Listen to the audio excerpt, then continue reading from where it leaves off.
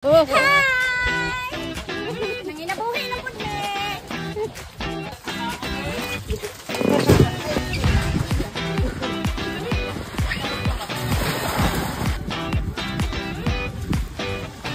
Ulo sa kabuok.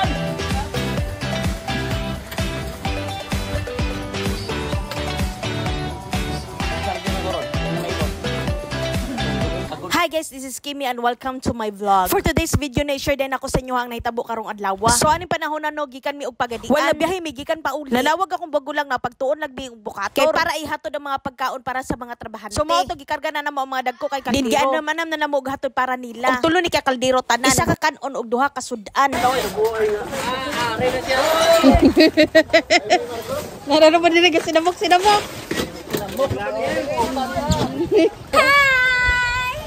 Nanginabuhi na po ni. Maling pailer ni Tidalya.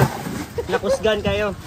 Well, kanila mga tawhana nga aswat sa mga color. Mo din sila mga tawhana sad ang nang harvest gikan sa fish cage. Ning kabat og 31.6 views sa akong gi-upload sa Facebook. So karong adlaw share din ako sa inyo akong giunsa nila pagtrabaho ang mga bagos paingon sa truck. So gikan sa pagpanguha nila sa pambot. Anam-anam mo na nila hakot paingon daani. Ulan liman ka, tertib gyud kay nang bugata. Sus di gyud limang ni mga ginabuhi ta oy. Paghuman ana guys sila na dayon ang musunod. Ilan ang pantimbangon tag sa tag. Naaman say dagko na asay gagmay. So panglaino na nila tanan. Og gipabutang sa mga dagko kay nga 3 og timbangon na sag utro. Syempre di gina mawala ang mga tiglista. Pag humadig timbang tanan guys, lahi sad ang tig-file og muok kini sila. Di pud biya nilalim ng mga filer takad pertik ng bugnawang ng mga bangus. Og maarit sa ng mga bangus sa cooler. Pagbutangan na din nilag mga ice. Anam-anam mo na din lag hakot paingon sa truck. So iaya gyud tanan og trabaho no. Ay tig-file, ay tig-hakot, ay tig-arrange. Sus feel gyud ako mas bugat ning nani kay naa may ice. So mao kani tanan ang bangus nga ilang na hakot. Actually ang tag-iya gyud ani nga bangus kay ako magulang. Og ako isip ka igsuon. Ako gyud siya giduol kay mangayo og bangus. O di ba para di gyud gansi ako pag aniin hidiri ba. Og gipakita ko sa tilapia nga dagko lagi kuno kaayo. Ana lagi siya nga naa siya tilapia nga